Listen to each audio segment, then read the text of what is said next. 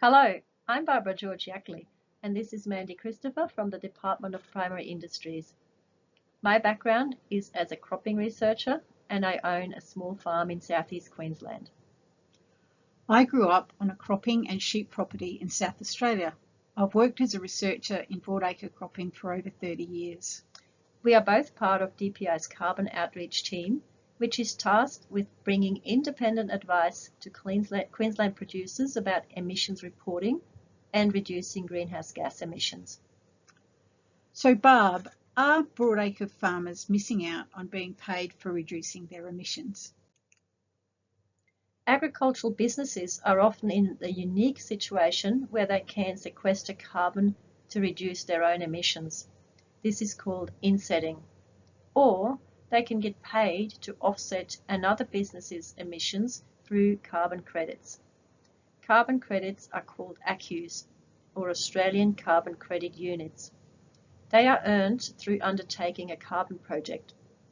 While selling carbon credits might be a way to diversify farm income in the short term, it is likely that buyers in the supply chain will start asking for carbon neutral or low carbon products, and producers may need their carbon credits to balance their own farm emissions. To be able to officially use their own sequestration from vegetation or carbon storage in soils, farm businesses will have to go through the same process as for offsets and register an approved method with the Emissions Reduction Fund under the ACCU scheme. One ACCU is issued if a producer can demonstrate they have reduced greenhouse gas emissions by 1 tonne of CO2 equivalent. As of May 2025, the spot price for one carbon credit was around $35. Regardless of whether you'll decide to use your emissions reduction activities for insetting or offsetting, you'll have to register a project and follow a currently accepted official method, which includes demonstrating that you are actually achieving the claimed reductions. All projects have the same eligibility requirements. To be registered with the Clean Energy Regulator, that is Australian Carbon Credit Unit or ACCU scheme, be new, activities must not have started, go beyond business as usual activities, that's called the additionality requirement. They must not be required by law. They must not be receiving financial support from other specified government programs. They need to follow an approved method. And if wanting to claim co-benefits, carbon projects must be started first and co-benefits second. You can find a list of current methods that you can adopt to create ACCUs by going to the Clean Energy Regulator's website.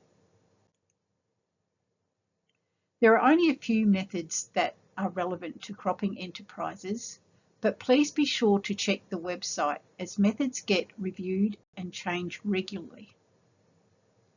You can see what type of carbon projects can be registered around you and see which methods are currently available via the links given here. There's also a link to a tool called Look See, which helps you decide whether a carbon project may be viable on your farm.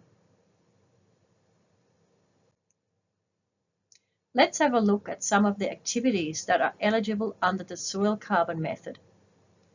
Activities under this method include applying nutrients through fertilizer, applying lime or gypsum to remediate soil constraints, undertaking new irrigation, retaining stubble and converting to reduce till, modifying landscape or landform features to remediate land, using legumes in cropping or pasture systems, and using cover crops. Carbon project methods broadly fall into two categories: sequestration or emissions avoidance, and there are some important considerations to make before signing up for a carbon project, as all projects have terms and conditions, and legal ramifications. Emissions avoidance projects in general are lower risk as they don't have permanence requirements, and there is no risk of reversal that can happen with soil carbon or vegetation projects.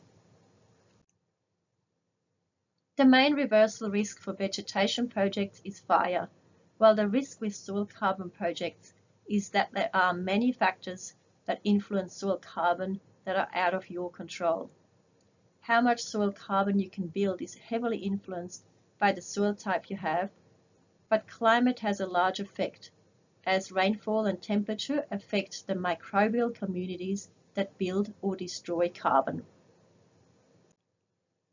That means that your soil carbon levels will fluctuate with the seasons, and those fluctuations can be much larger than the changes to soil carbon that you achieve through different management options. 70% of variance in soil carbon can be explained by rainfall alone. A few years of low rainfall and the soil carbon you have built may be going backwards, and you may have to repay carbon credits you earned earlier. This variability also means that the timing of your carbon project is critical, as the targeted increase in soil carbon levels will be measured against a baseline determined at the start of your project. The other reason that may stop people from entering soil carbon projects are the high costs involved with baselining and resampling. As we are looking at small increases in percent soil carbon that can be achieved, you really need the economy of scale to make soil carbon projects work for you. Very few of the registered soil carbon projects are related to cropping enterprises, likely for that reason. Apart from these risks of reversal and high setup costs, there are also legal and other financial risks to consider carefully before signing up to a carbon project. If you break your contract, accus need to be relinquished. If property is sold, the contract must be sold with it. Accus are not taxed as a primary product. Accus are taxed as income when awarded, not when sold. And there are costs associated with receiving credits. There are many carbon service providers out there that help or partner with you in setting up carbon projects.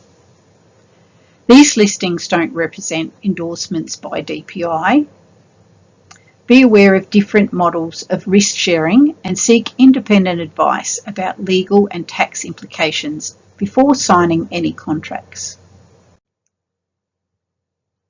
Many use different models of risk sharing, which is important to understand. Some carbon service providers offer a pay-up-front service. Some take a percentage of accus earned, and others lease the project area. Do you want to know more about emissions reductions, emissions accounting and reporting? Check out some of our previous videos. The Carbon Outreach Project is funded through the Farm Business Resilience Program, which is jointly funded by the Australian and Queensland governments.